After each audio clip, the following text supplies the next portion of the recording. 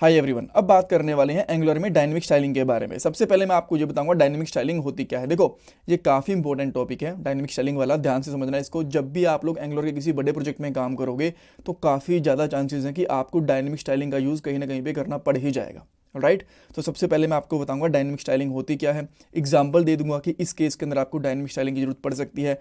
Then एक basic सी dynamic styling को apply करके देखेंगे।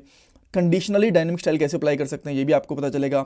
बटन क्लिक के साथ या फिर किसी भी इवेंट के साथ में डायनेमिक स्टाइल या फिर कंडीशंस वगैरह कैसे अप्लाई करते हैं, ये सब कुछ भी यहाँ पे आपको पता चल जाएगा। लास्ट में कुछ इंपॉर्टेंट इंटरव्यू क्वेश्चंस भी डिस्कस कर लेंगे related to dynamic styling in Angular. ये हमारी एंगुलर 19 की प्लेलिस्ट है हिंदी में, जो आपकी डेफिनेटली हेल्प करने वाली है एंगुलर की जॉब प्रोजेक्ट इंटरव्यूज़ में। सो पूरी प्लेलिस्ट देखना, लिंक आपको डिस्क्रिप्शन बॉक्स में मिल जाएगा। पहले क्वेश्चन पे चलते हैं, डायनेमिक स्टाइलिंग होती क्या है। देखो, स्टाइलिंग का मतलब आपको पता है कि जब भी हम लोगों को कोई font size, colour, background colour, ये सारी चीज़ें चेंज करनी होती हैं तो हम लोग CSS का यूज़ करते हैं और इसी को हम लोग स्टाइलिंग बोलते हैं। ये सिंपल है। बट जब स्टाइलिंग की वैल्यू एक प्रॉपर्टीज़ के साथ टाइप स्क्रिप्ट वाली फाइल से आना शुरू हो जाती है तो उसको हम लोग कहते हैं डायनेमिक स्टाइलिंग। इसकी ज़रूरत कब पड़ती है? आप लोगों ने बहुत सारे एप्लीकेशन के अंदर देखा होगा कि थीम का ऑप्शन होता है, डार्क थीम या फिर लाइट थीम।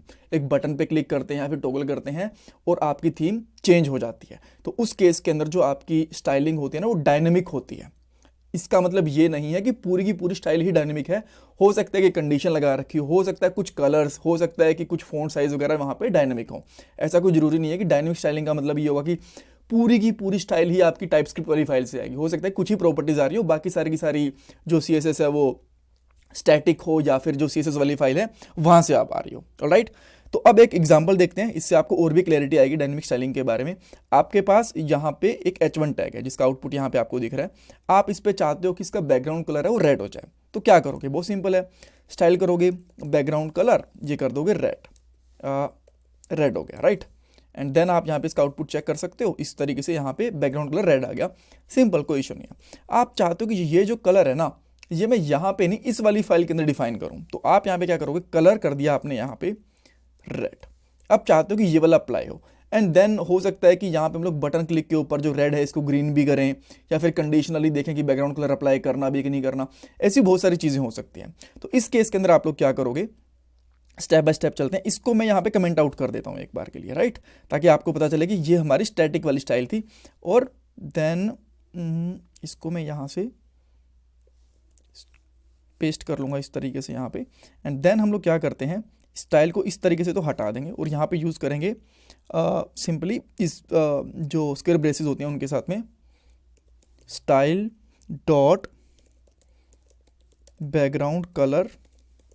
और देन यहाँ पे आप क्या कर सकते हो, जो भी आपने यहाँ पे प्रॉपर्टी दी है, जैसे कि यहाँ पे कलर दिया है, राइट, तो आप यहाँ पे कलर लगा दोगे, राइट। देन आप देखोगे ये कलर रेड हो चुका है। अगर आप यहाँ पे कर दोगे ग्रीन तो आप देखोगे यहाँ पे जो कलर है वो ग्रीन हो गया। यहाँ पे BG कलर भी लगा सकते हो, BG कलर, ये थोड़ा बेटर रहेगा बैकग्राउंड कलर, राइट। कलर से तो मतलब ऐसा लग रहा है कि जो इसका फ्रंट वाला टेक्स्ट कलर होता है वो आ रहा है। ऑलराइट, सो ये प्रॉपरली दिख रहा है। अब चाहते हो कि ठीक है, ये एक सिंपल सी चीज़ हो गई। आपके पास दूसरी चीज़ एक यहाँ पे है फॉन्ट साइज, ठीक है, या फिर हेडिंग फॉन्ट साइज, जो भी आप रखना चाहो वो रख सकते हो। एंड लेट्स सी ये है 30 पिक्सल इस तरीके से, तो ये स्ट्रिंग के अंदर ही आएगा। मुझे इस तरीके से मैंने यहाँ पे स्ट्रिंग के अंदर कर लिया इसको। देन अगर आपको ये अप्लाई करना है तो आप यहाँ पे क्या कर सकते हो, एक और इसी तरीके से स्टाइल प्रॉपर्टी अप्लाई कर सकते हो। देन इसको कॉपी कर लो या फिर इसको टाइप कर लो, जो भी आपको ठीक लगे। एंड देन यहाँ पे कर दोगे फॉन्ट साइज इस तरीके से, और ये जो प्रॉपर्टी है ये यहाँ पे सिंपली पेस्ट कर दोगे फॉन्ट साइज। तो आप देखोगे जो इसका फॉन्ट साइज़ है ये चेंज हो गया। चेंज हुआ क्या? लेट मी सी, 30 है, मैं इसको 40 करके देखूँ एक बार के लिए। हुआ तो है, बट मुझे लग रहा है ना कि एक्चुअली इसका डिफरेंस समझ में नहीं आ रहा, तो मैं इसको 80 पिक्सल करके देखता हूँ। हाँ, अब देखो, अब परफेक्टली इसका यहाँ पे साइज दिख रहा है। बट इन केस आप चाहते हो कि ये पिक्सल है ना, ये मैं यहाँ से डिसाइड करूँ, यहाँ से नहीं आने चाहिए, तो आप क्या करोगे? सिंपली इस तरीके से ले सकते हो फॉन्ट साइज। इसको मैं अच्छा इसी में चेंज कर लेते हैं हम लोग ना, इसमें चेंज कर लेते हैं। यहाँ पे कर दिया मैंने 80 इस तरीके से, ठीक है। एंड देन आप चाहते हो कि पिक्सल लगे, तो आप यहाँ पे क्या करोगे? .px इस तरीके से लगाओगे, देन ये 80 आ गया।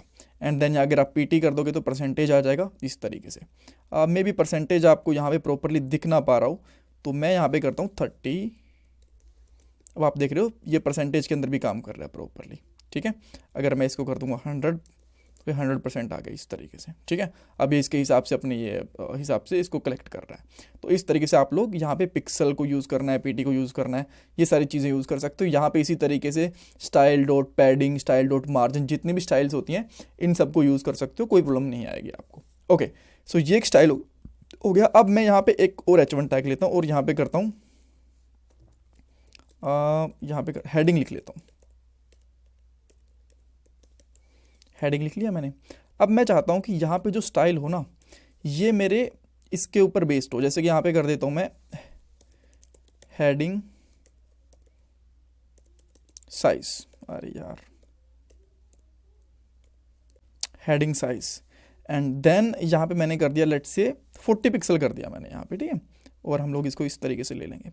आप चाहते हो कि जो हेडिंग साइज है ना यहाँ पे दो साइज हो, एक तो हेडिंग साइज बिग और एक है यहाँ पे बिग है मान लो यहाँ पे 80, और एक है आपके पास हेडिंग साइज स्मॉल, राइट। और ये है मान लो 30 पिक्सल यहाँ पे। तो आप क्या चाहते हो, सिंपली आप ये चाहते हो कि मैं बटन के ऊपर या फिर इसको मैं कंडीशनली अप्लाई कर लूँ। पहले नॉर्मल कंडीशन के साथ देखेंगे देन बटन के ऊपर भी देखेंगे। तो मैं यहाँ पे क्या करूँगा, स्टाइल ऐसे नहीं, स्टाइल डॉट फॉन्ट साइज, और यहाँ पे आप कर सकते हो कि आपके पास अभी के लिए क्या साइज़ अप्लाई करना है। तो सबसे पहले आपने यहाँ पे क्या करा, बिग साइज़ है ये अप्लाई कर दिया इस तरीके से। सो यहाँ पे आओगे तो यहाँ पे बिग साइज़ इसका दिख रहा है आपको, ठीक है। एंड इसका जो ऊपर वाला है ना, इसका मैं पिक्सल थोड़ा कम कर देता हूँ यार, इसका मैं 30 कर देता हूँ, ठीक है। तो आप यहाँ पे देख पा रहे हो इसका साइज़ ये बड़े वाला लगा दिया, ठीक है। बट आप चाहते हो कंडीशन के बेस के ऊपर, तो मैं यहाँ पे कर देता हूँ यहाँ पे बिग थीम, या फिर मैं कर देता हूँ यहाँ पे जूम, ठीक है। जूम प्रॉपर्टी, अगर जूम यहाँ पे ट्रू है तो यहाँ पे बिग साइज आना चाहिए, अदरवाइज यहाँ पे नॉर्मल साइज आना चाहिए, ठीक है। तो हम लोग यहाँ पे चेक करने के लिए क्या कर सकते हैं, जूम, अगर ये हमारी प्रॉपर्टी ट्रू है तो इस तरीके से यहाँ पे सिंगल कोट्स लगाने पड़ेंगे, आपको ध्यान रखने हैं, ये चीज़ आ जाएगी, ठीक है, बिग आएगा।